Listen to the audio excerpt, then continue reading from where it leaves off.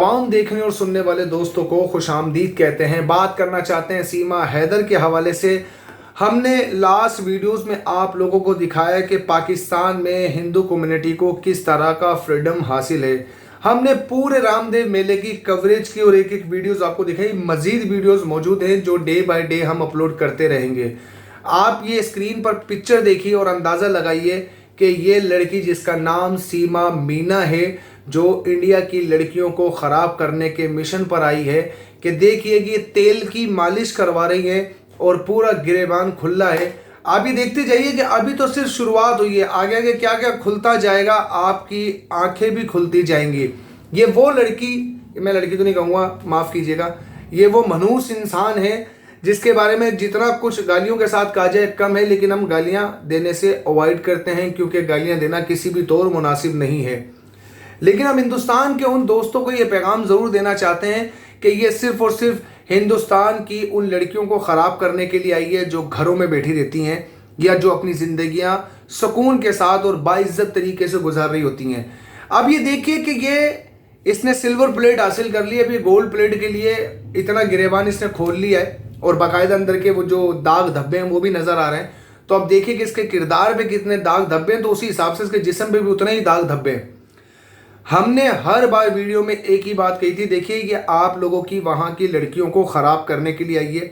ये क्या रिप्रेजेंट करने आई है कि आप एक गलत काम करें, किसी शादीशुदा मर्द को इस तरह छोड़ के भागें, बच्चे भी लेके भागें और एक गलत तरीके से किसी मुल्क में दाखिल हों, आप अपना रिलीजन कन्वर्ट करें, आपको वहाँ के जो एक्सट्रीमिस्ट लोग होंगे वो आपको बहुत जय जयकार करेंगे आपकी, और इस तरीके से आप बहुत पॉपुलर हो जाएंगे। और आपने करना यह है कि आपने बड़े कॉन्फिडेंस के साथ हर दिन डे बाय डे, हर 2 घंटे बाद, 4 घंटे के बाद कैमरे के सामने आकर अपने उन रिश्तेदारों को जलील करना है। आपने बताना है कि देखें आपको कितना प्रोटोकॉल मिला है, आप कितना खुश हैं ये काम करने की बिना पर। ये सब चीज़ें आप लोग इस सीमा से सीख रहे हैं। एक बात याद रखिएगा, जो लोग इसे सपोर्ट कर रहे हैं वो ये बताइए कि वो अपनी उन लड़कियों को क्या सिखा रहे हैं। वो आपके कल्चर को जिस तरह तबाह करने आई है, क्योंकि उसने तो कहा, साफ कहा कि पाकिस्तान में तो आज़ादी नहीं थी, पाकिस्तान में तो जो है वो उसको कोई फ्रीडम नहीं मिला। हालांकि नाचते हुए वीडियोस आप सब देख रहे हो उसकी। अब ये जो नंगापन करने आई है वो असल में आपको ये बताने आई है कि जनाब ये नंगापन मुझे वहाँ करने को नहीं मिला। हमने बार बार कहा था कि हिंदुस्तान की और हिंदू कम्युनिटी की जो लड़कियाँ हैं वो भी, अभी हमने जब रामदेव का मेला किया, यकीनन वो सामने नहीं आती। हमने भी जब बात की तो बहुत मुश्किल रहा, उन्होंने कहा हम कैमरे के सामने नहीं आएंगे क्योंकि आप लोग नहीं पसंद करते इस चीज़ को। तो हमने बिल्कुल फोर्स नहीं किया, और ये बात गलत भी है कि आप जो कैमरे के आगे नहीं आना चाहते आप उनको क्यों फोर्स करेंगे कि वो कैमरे के आगे आकर बात करें। तो सिर्फ और सिर्फ कहने का मकसद ये है कि जब आपकी ख़वातीन जो देवर से इनसे सबसे पर्दा कर रही हैं और बाइज्जत तरीके से घरों में रह रही हैं, इन जैसी खबीस जो औरतें हैं, औरत भी कहें तो हमारा तो मूड भी नहीं होता ना इसको औरत कहने का, ये बदनुमा दाग है, तो उन जैसे लोगों को क्या रिप्रेजेंट करना चाहिए। हम बार बार आपको ये बात कहते हैं, देखें इनकी जाल को, इनकी साजिश को पहचानिए। एटीएस अपना काम कर रही है, छापे मार रही है, पूछताछ कर रही है, लेकिन कोई लाएमल नहीं हो रहा। मैं बड़ा परेशान होता हूँ कि जब मैं ओकाड़ा से आए शख्स को 14 साल की सज़ा काटते हुए देखता हूँ कि जब वो नेपाल के ज़रिए हिंदुस्तान में दाखिल होता है उसे 14 साल की सज़ा दी जाती है। और ये जो इल्लीगल तरीके से 3 मुल्कों के कानून तोड़ती हुई आई, पाकिस्तान, दुबई, नेपाल, हिंदुस्तान, इतना बड़ा राउंड, तो यकीनन इसके सहूलतकार बीच में मौजूद थे। और ऐसा मुमकिन नहीं है कि एटीएस के हाथ कुछ चढ़ा ना हो।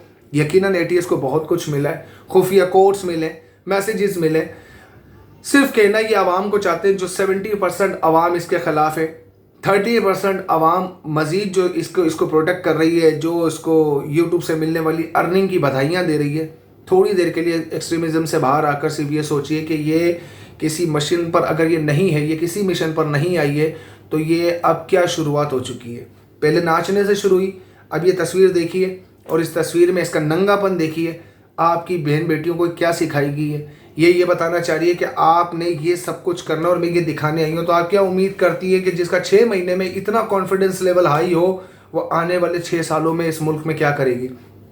हमने आपको कहा था कि हम पाकिस्तानी मुकम्मल तौर पर इसकी मुखालफत करते हैं कि आप इसे पाकिस्तान बिल्कुल ना भेजें, बल्कि आप इससे सख्त पूछताछ करें, इसे जेल में डालें कि इसके कौन सहूलतकार थे जो इसको नेपाल के ज़रिए वहाँ पर लेकर आए। 6 मोबाइल इसके पास क्या कर रहे थे, ये इंडिया में क्या काम करने आई है। हम पीस का काम करते हैं, मोहब्बत का काम करते हैं, हम मिलाने का काम करते हैं। कुछ शरपसंद अनासिर हमारे पास भी आते हैं, उन्हें कहते हैं कि आप हमारे पास ना आए, आपको जो ये फसाद बर्पा करना है किसी और बहुत सारे यूट्यूबर हैं उनके पास जाकर कीजिए।